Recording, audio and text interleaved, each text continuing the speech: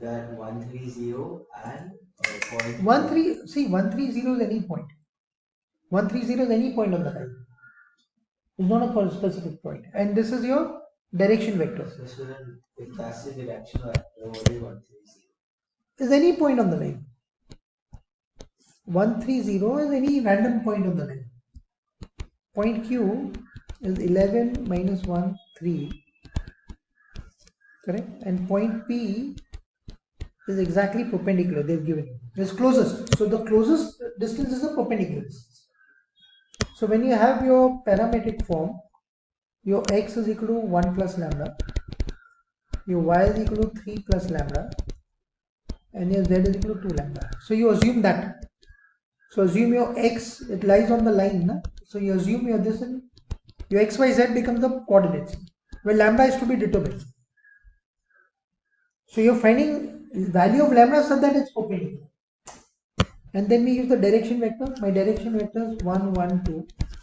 So I get my vector PQ is OQ minus OP. OQ minus OP. Minus 1 minus lambda. Minus 3 minus lambda. Minus 2 lambda. So that is 10 minus lambda. Minus 4 minus lambda. 3 minus 2 lambda. Now since it's perpendicular, your PQ dot direction vector will be 0.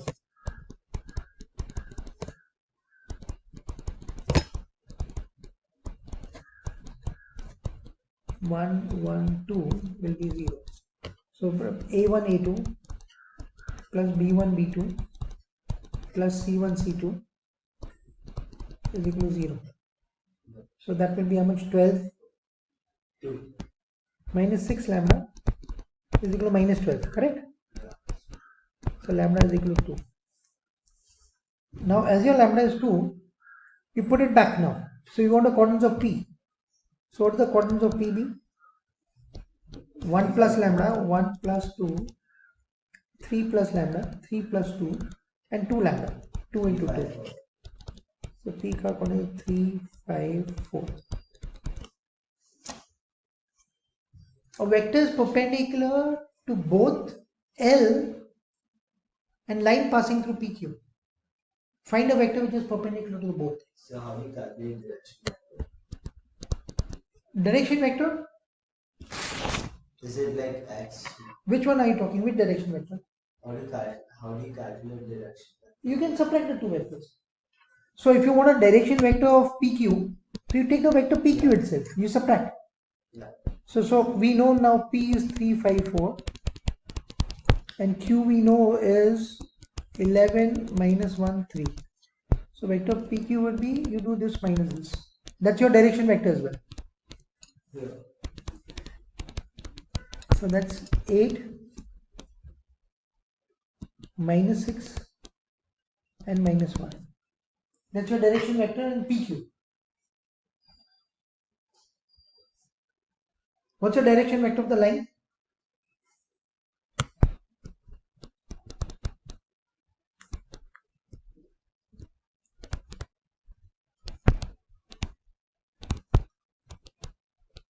What is direction vector of line? 1, 1, 2. Correct? Yeah. So now you take, how do you get a third vector? You remember, you take the cross product. If you have one vector and you have another vector, to get a third vector perpendicular, you have to take the cross product. So you take the cross product of these two vectors. You can use your calculator to do that. They have saying then find a vector which is perpendicular to L and passing through PQ. So I found a vector passing through PQ. I could just put the point P in the equation, lambda, and then you just use. But that's not perpendicular. But that's not PQ. We want to find PQ. Yeah, so PQ. So vector PQ, no? How do you find vector PQ? So you can use your calculator to find the cross product of between these two vectors. 8 minus 6 minus 1. So, but just for cross. I want to recall how to do it. Okay. So if you're doing it by then you have to do minus 6 into 2, this into this, minus 1 into 1. So if I show it to you, you have to do this minus this. Oh yeah, and then it's opposite. Yeah. Correct. Wait. Now for this one, Yeah, so 16 and minus 1. minus 1, and this middle ka you have to do overall minus. Yeah. Acha, then next one would be 8 into 1. 8 into 1 and 2 this. Minus. So 8 into 1 minus 6. So that would be 6 2s are 12, minus 12 plus 1. Correct? Acha, this is 17, na? So minus 17 and 14. So minus 11, minus 17 and 14. So this completes this sum. So in any month during the study, it is noticed that the probability of a non-vegetarian becoming vegetarian is 0.1. So non-vegetarian, so if I put non-vegetarian, become a vegetarian is 0.1. Is vegetarian, let's say if you do this, suppose you do this, it is noticed that the probability of a non-vegetarian becoming vegetarian is 0.1, and the probability of a vegetarian remaining vegetarian is 0.8. Remaining, now this is wrong. So it is this way then. So the probability of a non-vegetarian becoming vegetarian, this way you have to go. So they Is can 0.1. Yeah, they can flip the order. So non-vegetarian becoming vegetarian is 0.1, and this is your vegetarian remaining vegetarian is 0.8. So this is non-veg. Yeah. So you have to see. So you're reading it. So you're reading it this way basically. You're reading it this way, correct? Yeah. Interpret 0.9 in T. So what is 0.9 in T? So non-veg remaining. Yeah, 0.9 is the probability of non-veg remaining non-vegetarian.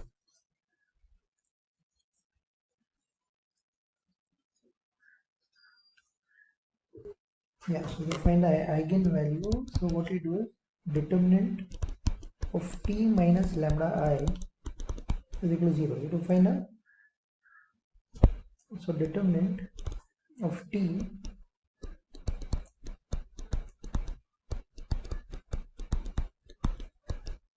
minus lambda I, lambda 0 0 lambda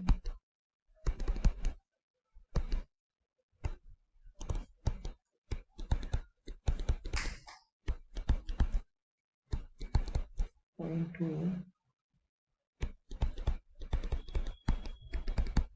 Now to find the determinant is equal to, so you can solve this on your calculator basically. So what are you getting a lambda?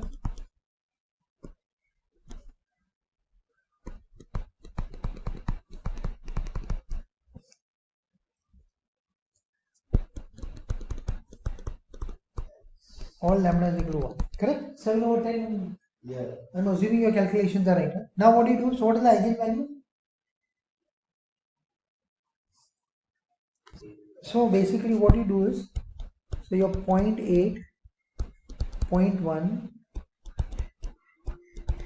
correct, into xy is equal to what? V? Yes. This is equal to what? That is equal to you do 1. Oh no. Lambda, whatever lambda into x. Lambda into xy. Yeah. So lambda into xy, correct? Yeah. You got that? Yeah. Okay, very good. 0.8.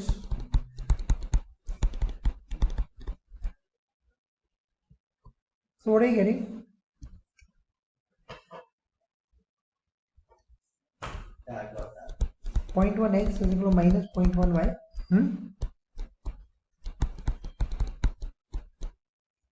1 minus 1 or 1 minus 1 1. Correct? Did you get that? Yeah. Yeah, minus 1 1 or 1 minus 1 1. What does the other vector be? 1 minus 7. So the other eigenvector will be, we will do the second equation. 0.2x plus is equal to 0.7y. Same I am getting. You should get the same.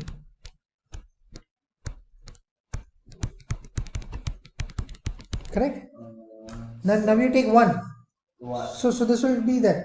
If you take 1, what will happen is 0.8x plus 0.1y is equal to x. Yeah. Achha, that one you take. You don't have to check this. This is just check if you want to. So it's already said that one is Yeah, you don't need to put that. So then this will be what? Minus 0.2x is equal to minus 0.1y. Huh? 0.2, huh? Yeah, that's. So 1, 2. So this is given to you, minus 1, 1. So this they are calling it minus 1, 1. That is given to you. Find another non-parallel eigen. Wait, no, it's 1. It's 1, 2. Yeah.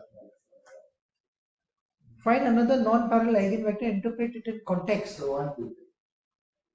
1, 2. So interpret in the context, what does it mean?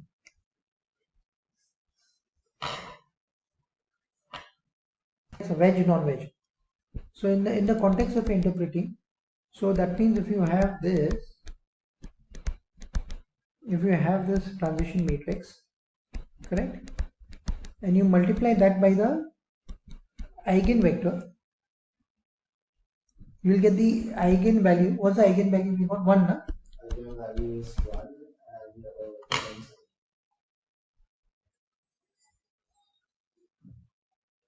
and Isn't it? This was corresponding to 1, na? the first one is. No, second one. Second one is The corresponding first to one corresponds to 0.7. That have given is correspond to 0.7. So what does it mean?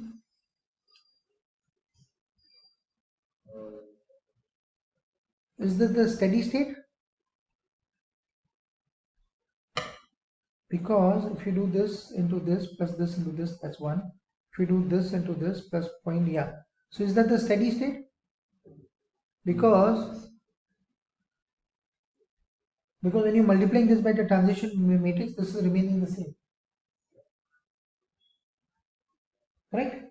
So that means for every wedge there are 2 non-wedge. So when there are 2 non-vegetarians, for every wedge,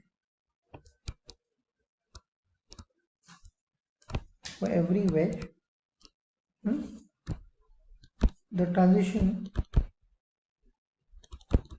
has no effect on the ratio.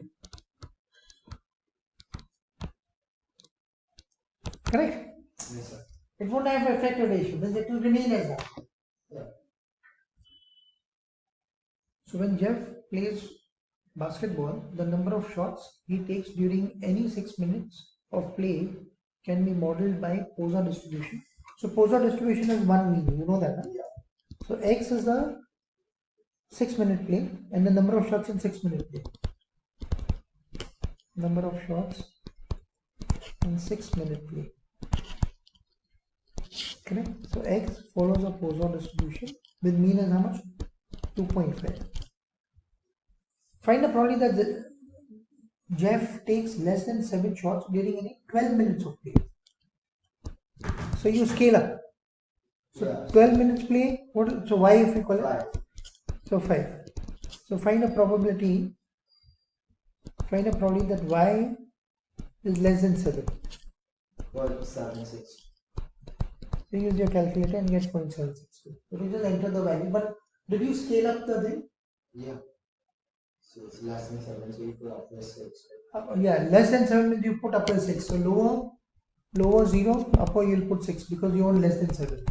And what do you take your mean as? Lambda, no? Just show me what. 5. Yeah, you took 5, no? Yeah, that's important. Don't forget to scale up the mean. Yeah. It is assume that the outcomes of the shots are independent of each other and the probability of success of the shots is constant. The probability that one logging me out. Okay. Yeah. Takes few. So what is the probability that he takes? So you find a probability that he takes. Probability that he takes one shot. Correct? Yeah. 2 shots and 3 shots. Correct? One shot. Number of shots in 6 minutes. Okay, one shot. Probably that he takes 2 shots and probably that he takes 3 shots. For this you use your Poisson distribution. Yeah. So what is the probability that he takes one shot? 0.205.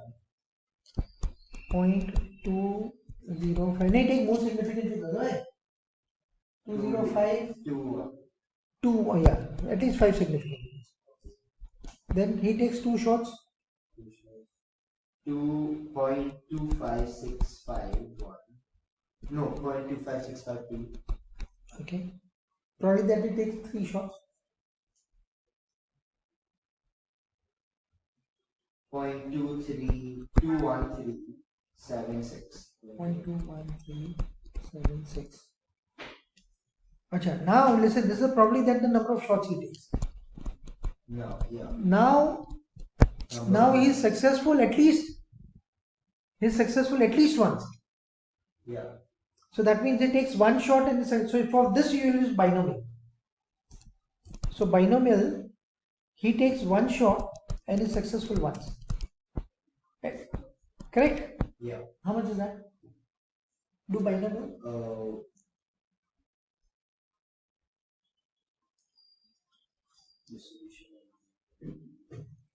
So you can go for BPB in this case because there's one shot. One. This is what we have done. 0.4 only. 0.4 only. Correct? Yeah. Now this is what if he takes 2 shots. The probability that he takes 2 shots and is at least once. Yes. Then you We got how much? 0.8 distribution by BCD. BCD. 2. No, Lower 1. lower 1. Upper 2. 0.4. That's 0.64. It's so same one. same one, but we have to multiply this by this. One. Then binomial he takes 3 shots. So probability that correct. So now so the overall probability will be he takes one shot and is successful. Correct? Yeah. Or he takes 2 shots and is successful at least once.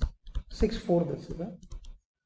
Or probability that takes 3 shots and is successful at least once.